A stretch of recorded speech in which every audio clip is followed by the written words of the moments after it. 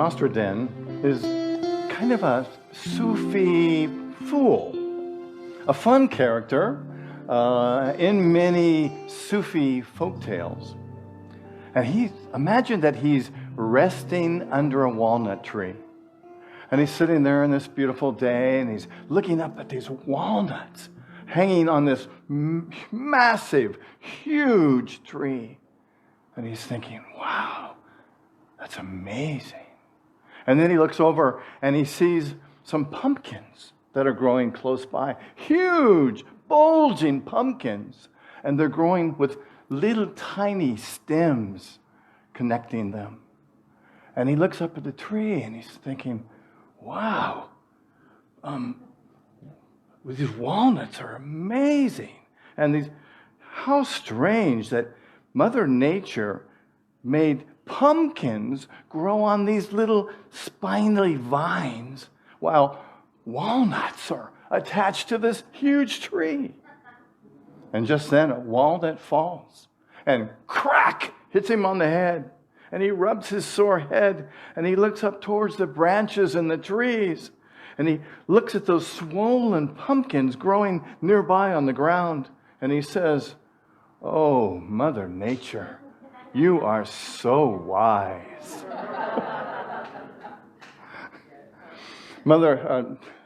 Nostradamus is saying, isn't it amazing this how beautiful nature is and how perfect nature is? And isn't it amazing that we can touch into this spectacular spiritual nature of Mother Nature? For many of us on the spiritual path, and this journey is about forgetting and remembering. Ever notice? We go along for a while and we forget the truth, and we have challenges in our lives that tempt us and are difficult for us, and then we remember the truth.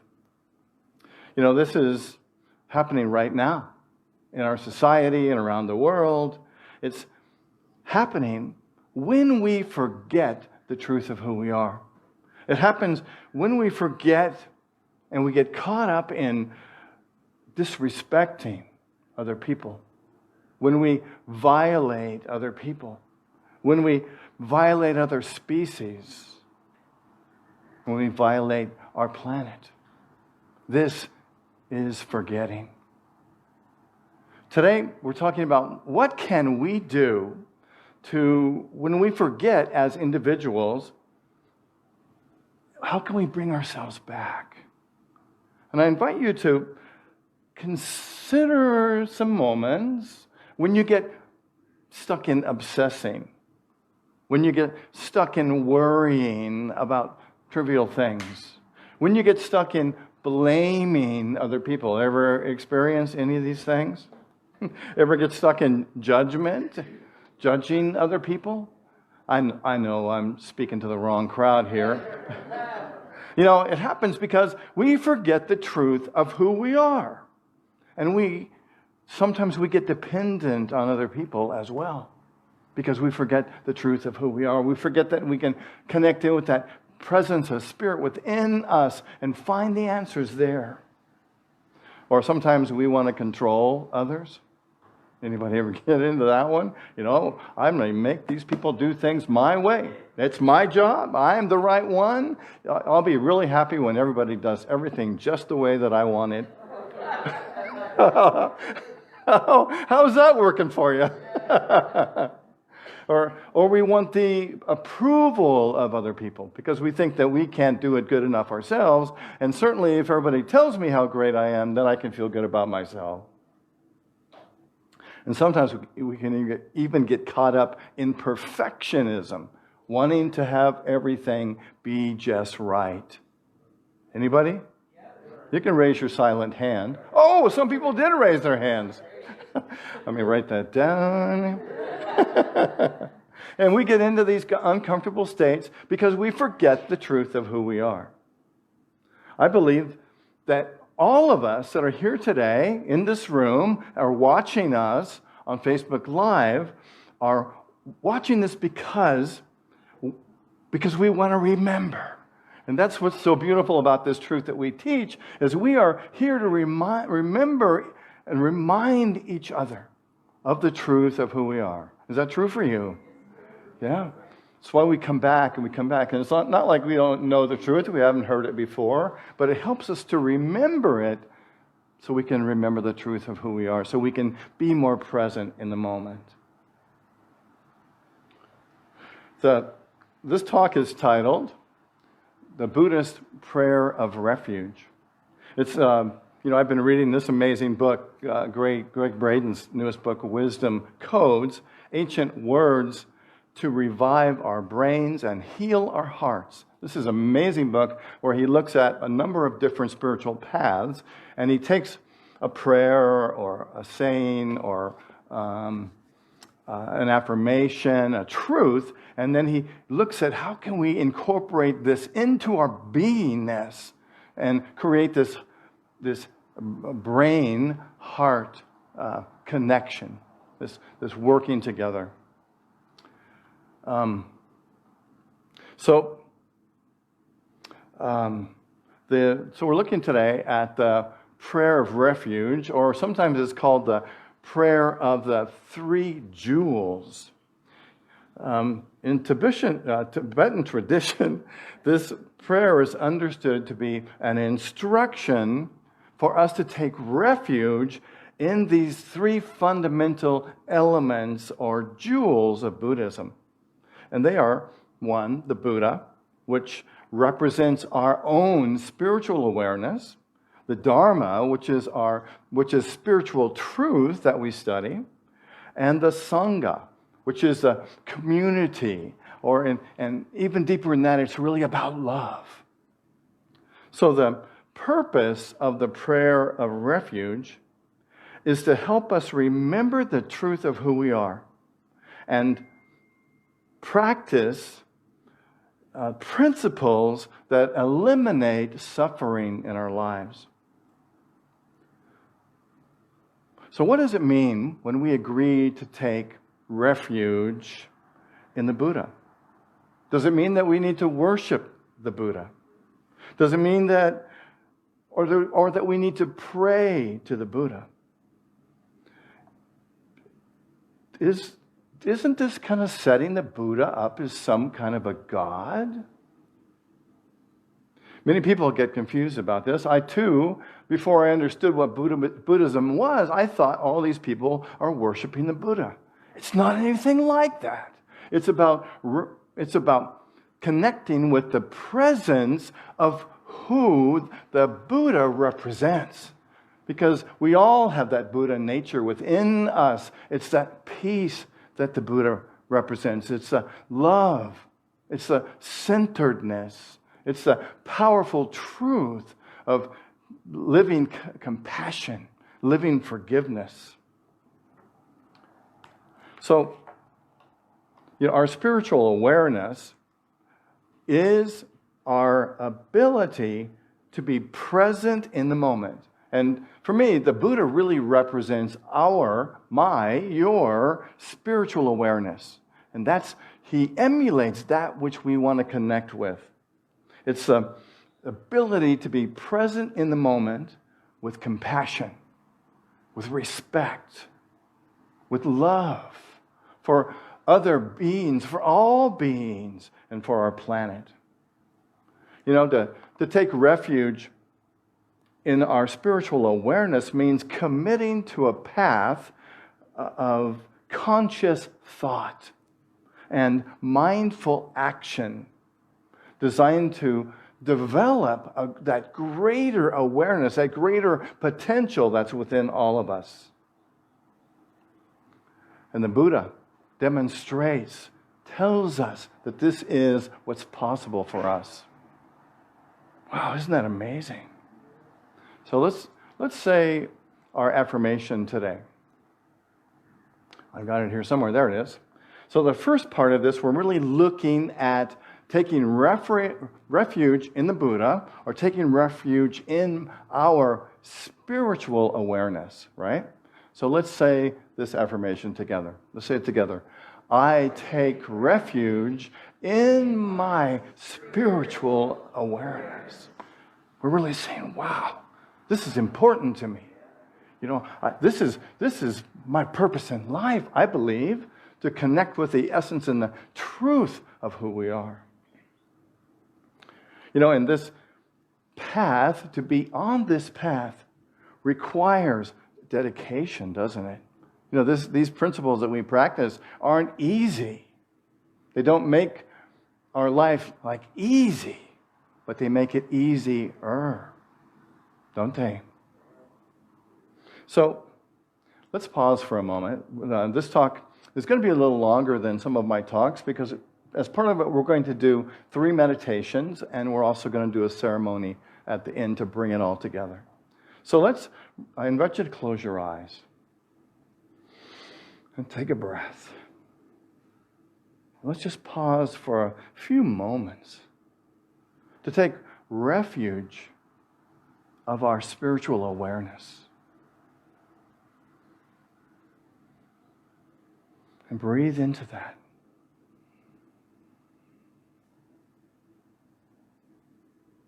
Imagine that you can move to that space between your thoughts.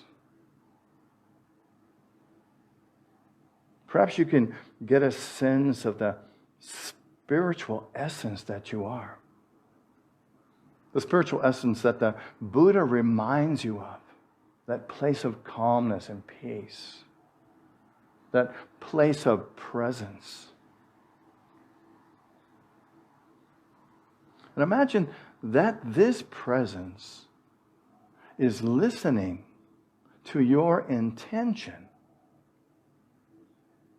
to find refuge in your spiritual awareness. Imagine that there is a connection between your brain and your heart. And imagine that these neurons, and there are about 40,000 brain-like neurons in your heart. And imagine that these neurons in your brain and in your heart are connected.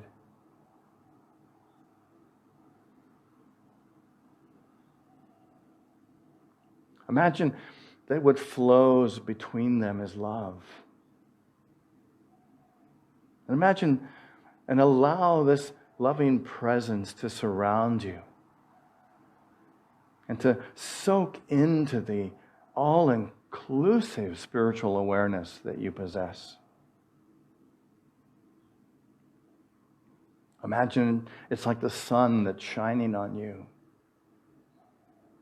As this awareness comes to light within you,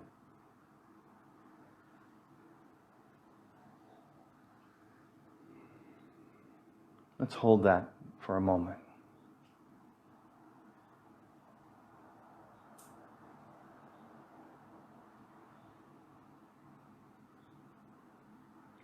And then I invite you to gently bring your awareness back. And let's look at the second jewel, or the second refuge, which is the Dharma. In Buddhism, Dharma is the teachings of the Buddha. So to take refuge in the Dharma means that we are applying the teachings in our life. That we are making a conscious effort to live that truth, to be that truth. And there's many, many ways many truths that we talk about. Forgiveness is one, love is one, forgiveness certainly is one. And there's another one that I'm kind of using as an example today, and that is to wake up from the stories that we tell ourselves. The stories that we tell ourselves that we're not good enough, or not powerful enough, or we don't deserve to be loved. And so much of our spiritual path is about waking up to the illusions that we have, and to recondition our thoughts and our mind. To be able to say, okay, what's happening right here, right now, in any situation, and to listen. And the key to this, really, to healing this, is self-compassion. I knew when I was in St. Louis, which is where I was before I came here 9 years ago, we had a group that met on a regular basis, and there was a woman in that group who was abused and addicted to alcohol. And every time we would have these groups, she would go into these phenomenal stories where she saw herself as a victim, where she always knew that something around the corner is going to get her, that the other shoe is always going to fall. And she would always tell stories about how somebody wronged her or hurt her. And so, as the group is holding this love for this woman together, someone in the group said, come out of this story. Can you come out of the story that you're believing and be with us right now? Can you breathe into where we are and what we're doing and let go of the story? Wow. And some of us would touch her arm or her shoulder and just be there and give her compassion. And an interesting thing happened.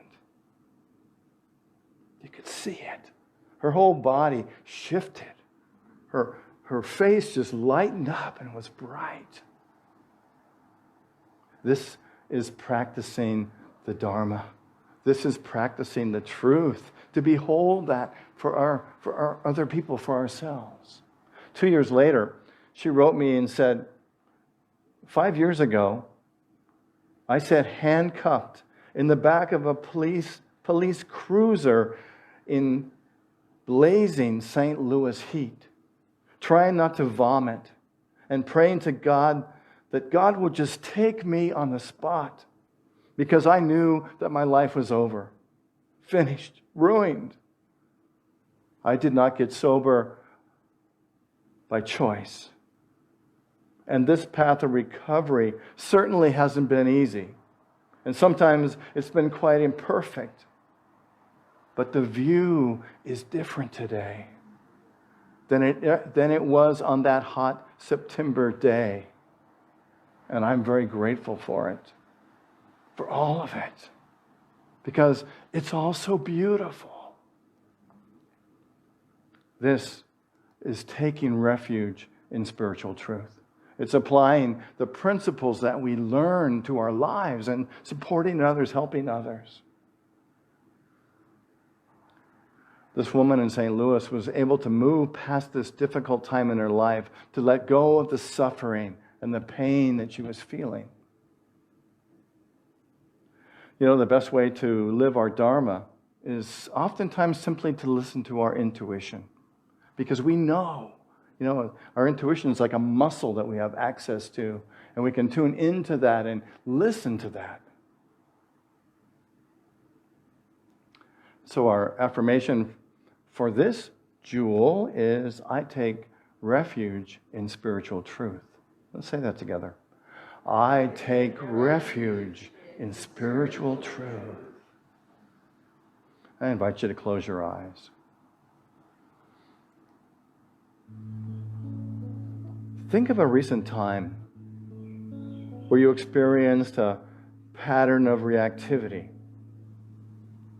A time when you felt angry or frustrated or frightened. It might have been with others, with someone, even yourself. And ask yourself, what were you believing? What stories have been going on around this? What stories do you tell yourself? Who is right? Who is wrong? What's happening?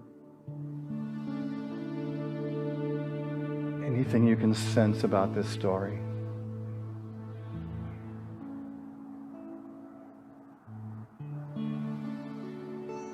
And now, consciously make a choice to come out of this story, to bring your awareness to your heart, maybe even to touch your heart, and breathe into your heart.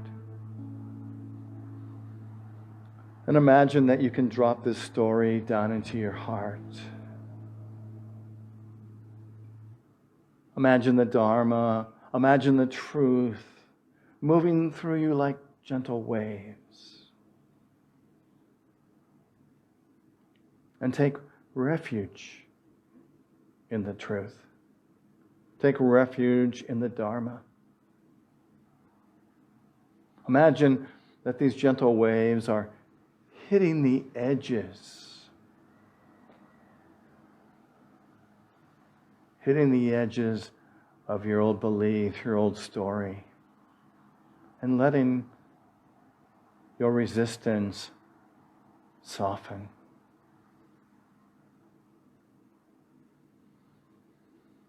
I take refuge in spiritual truth.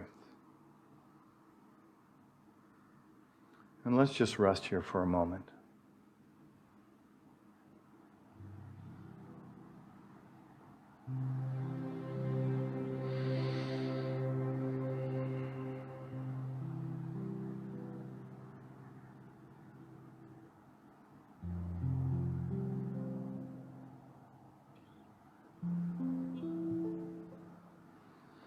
And I invite you to bring your awareness back to this moment.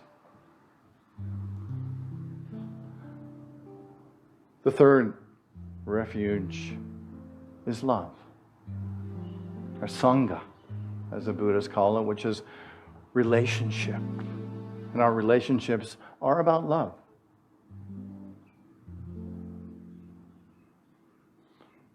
To take refuge in love is to be with the support of your spiritual community, your friends, your loved ones, our unity community, people who love you and support you and hold the highest for you on your spiritual journey. Our Sangha are the people that help us to feel connected, that reflect love to us and remind us how much we mean to them and how valuable our relationship is. Our Sangha is the people that help us connect with our heart. And they do so by connecting with their heart as well and coming from that heartful place. Our Sangha is where we get spiritual support and nourishment. To take refuge in the Sangha means to take and focus on being the presence of love.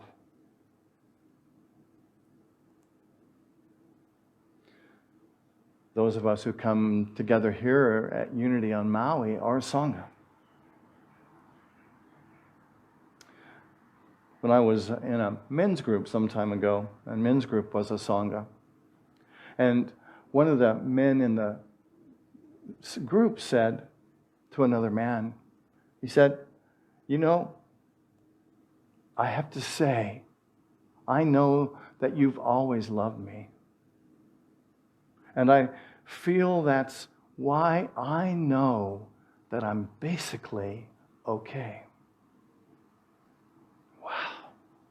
You know, a Sangha, when we really are in that place, is our ability to be present, to really hold someone spiritually, mindfully, prayerfully, and know the truth for them.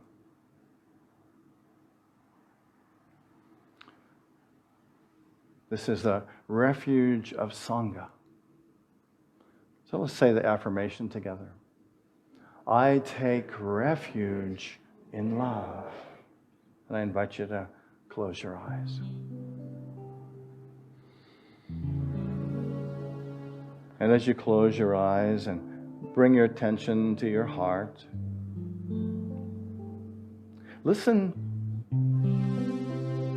to the words of this Catholic theologian priest whose name is Awi Nuwan. He says, when we honestly look at ourselves,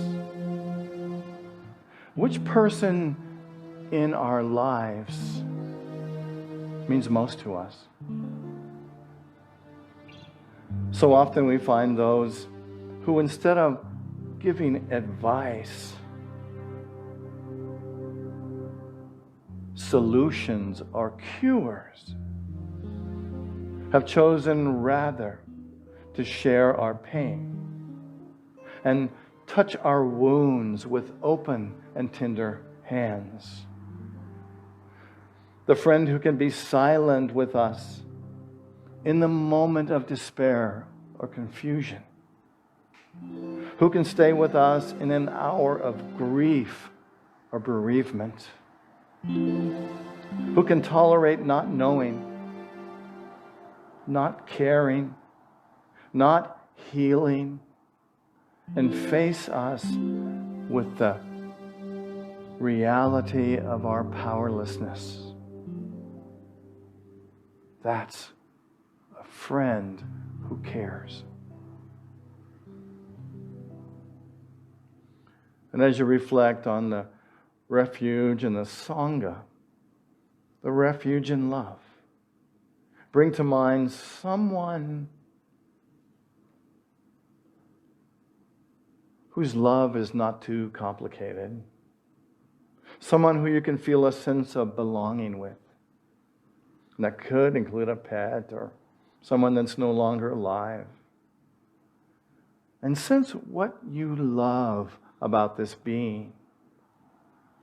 And sense yourself being loved. Sense yourself taking refuge in this love. Sense the quality of togetherness that you feel. Feel it in your body. Feel it in your heart. Feel the coherence of this love moving between your heart and your brain.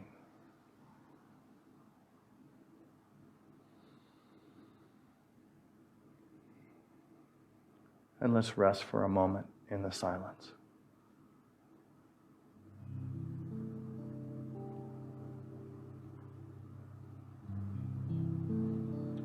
I take refuge in love.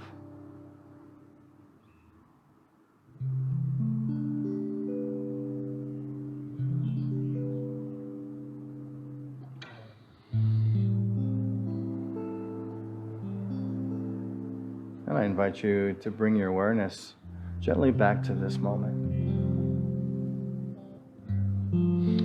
And before the service, we gave you a red cord. I invite you to take it out and just hold it in your hands.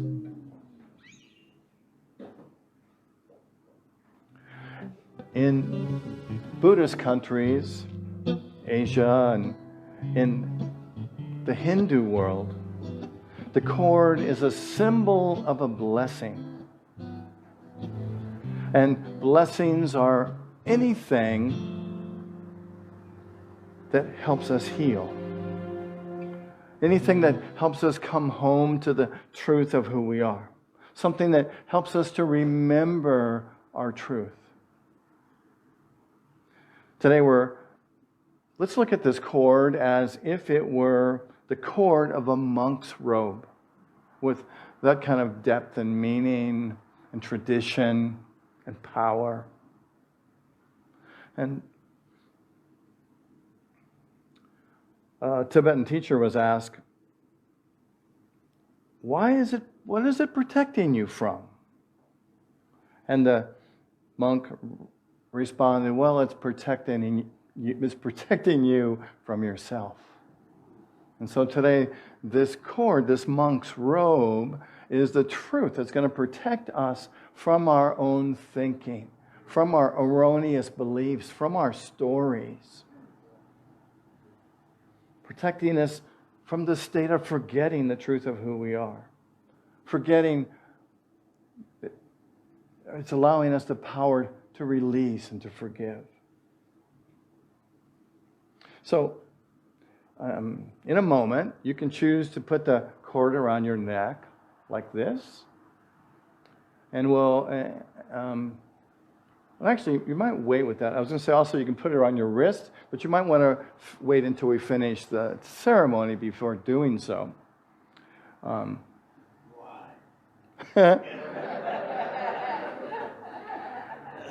Well, I don't have a good answer to that question.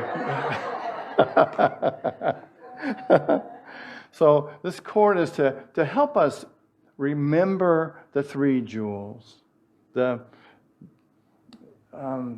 to remember what we're taking refuge in today. So we're going to reflect briefly on the refuges we talked about today. And with each of the three refuges, we're going to tie a knot in the cord, and to represent that particular refuge or that particular jewel. The first refuge is the Buddha, or my spiritual awareness. So bring your awareness in again and affirm with me, I take refuge in the Buddha. I take refuge in my spiritual awareness. And then I invite you to take the cord and, as a symbol of taking refuge in your spiritual awareness, to tie a knot in the cord.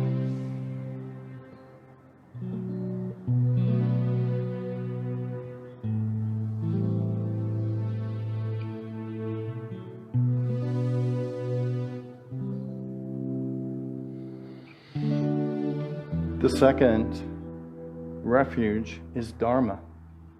Dharma is spiritual truth.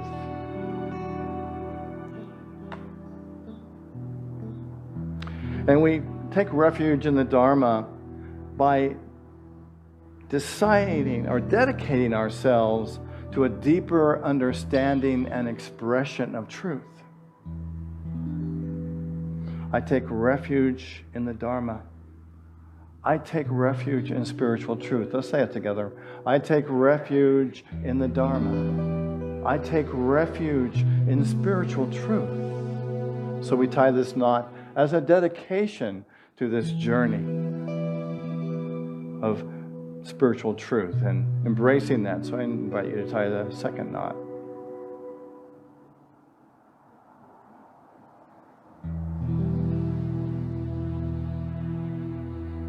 The third refuge is Sangha. It's a community. It's about love. And we can't do this one by ourselves. So I invite you to stand and to find one or two people to stand and to face.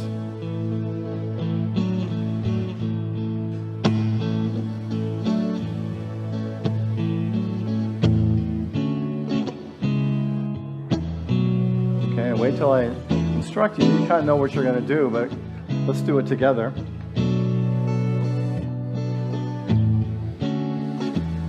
So what we're going to do is an act of Sangha. Does everybody have somebody to... You need one person. 4 is too many. 2 or 3 people.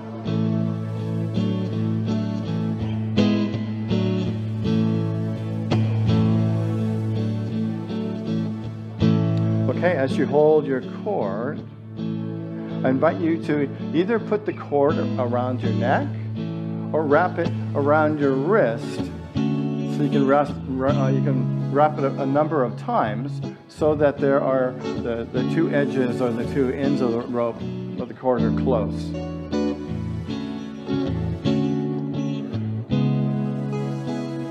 And not disappear.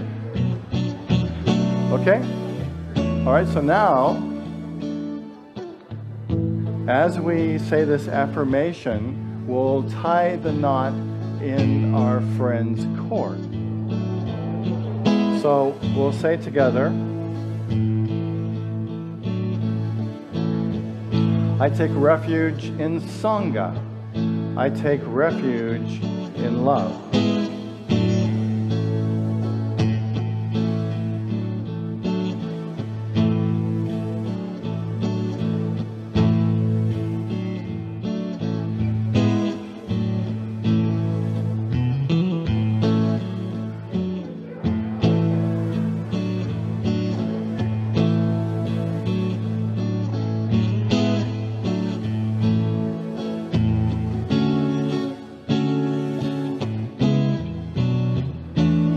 then I invite you to bow to your friend, and you can take your seats.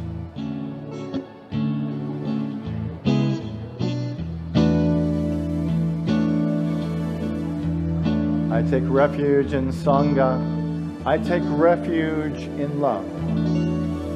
And then when you bow to your partners, I invite you to take your seats.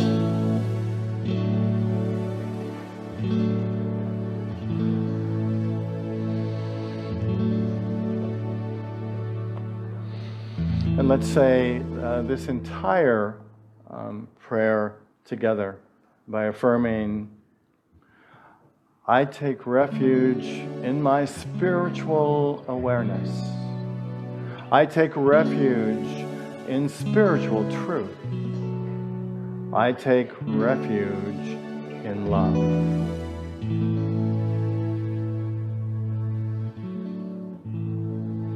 Namaste.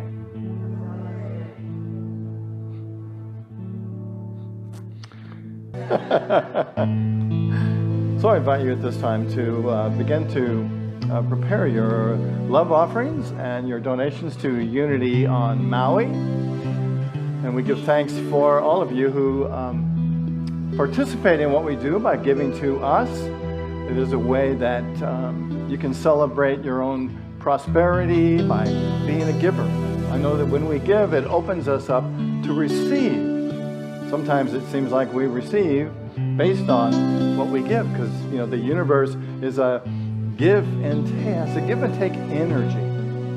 So as we give, we open ourselves up to receive the truth and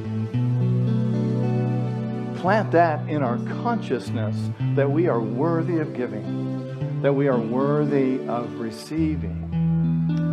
And if you'd like to give to Unity on Maui, you can do it a couple different ways. You can go to our website and click on the donate button and make an offering there, a donation there. Or you can send a letter to us, Unity on Maui at 483 South High Street in Wailuku. And thank you for your gifts. They contribute so much to what we do and what we can offer to the world. So thank you. And so why don't we hold our gifts and let's affirm and pray our prayer of prosperity together, which begins, through a grateful, giving heart, my mind and life overflow with the abundance of God's all-providing, infinite supply. And so it is. Namaste. Loving Spirit, thank you for these gifts that have come to us in love. We hold them, we bless them, we give thanks for them, and know that they move through this ministry out across this island and into the world. And we behold a world filled with love, with joy, and with peace. And so it is. Namaste. Thank you. So if you would like to make a live contribution to us on Sunday morning, and you would like to bring some flowers that we can have up on the altar to remember an important event in your life or somebody special, there's a sign-up sheet that you can sign up for that in the back, and we'd love to have something alive on the platform besides Kurt and myself. It's nice to share it, isn't it? So thank you for that. And let's see. Katie's going to come up and tell us about our Salvation Army giving tree.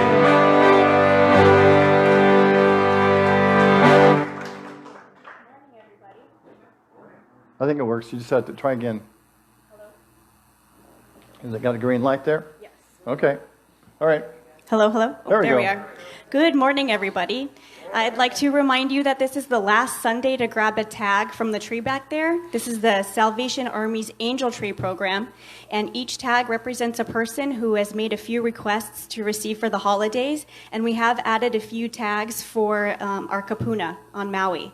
So the turn-in places are at Walmart, so you could do all of your shopping at Walmart and turn them directly in there, or the credit union in Wailuku across from the post office, as well as at Queen Ka'ahumanu Mall, right in the center there where the escalator is, and you can turn the items in between 11 a.m. and 6 p.m. this Monday through Saturday. Please leave the gifts unwrapped and attach the tag to the bag.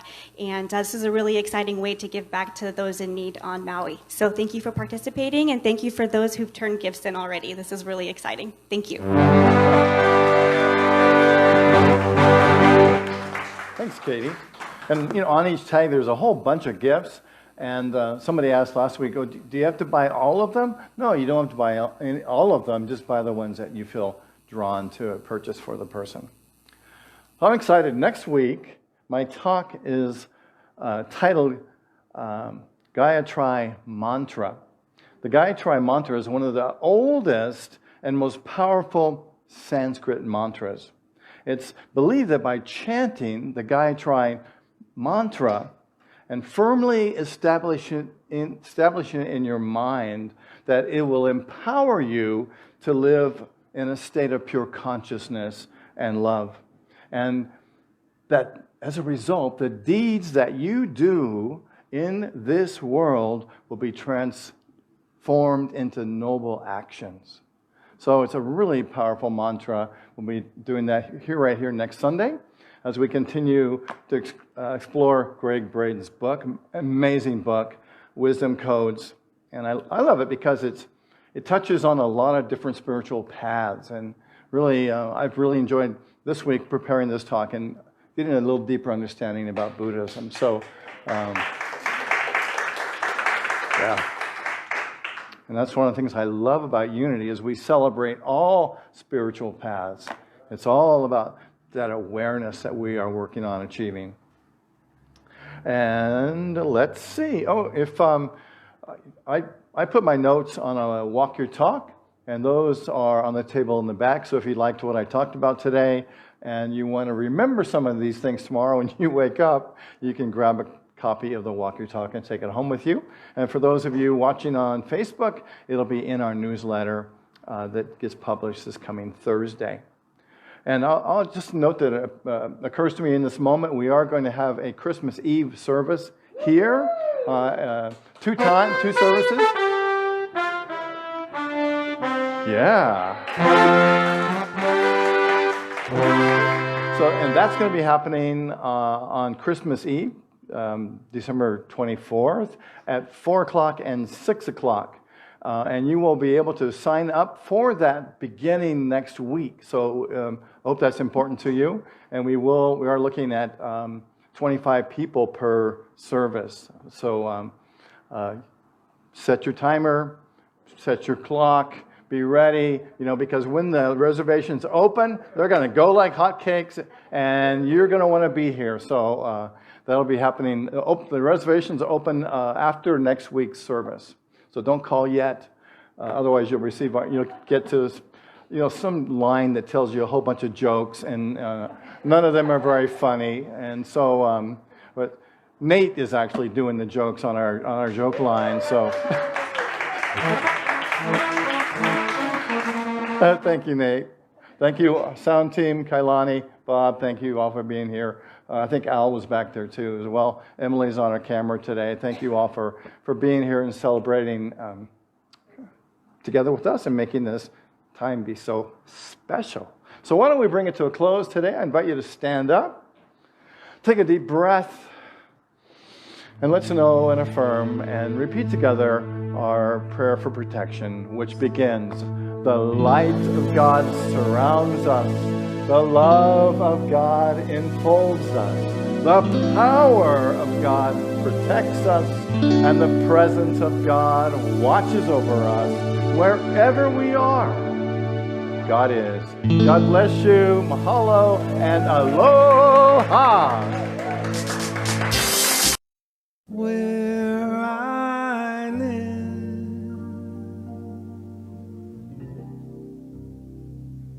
there are rain.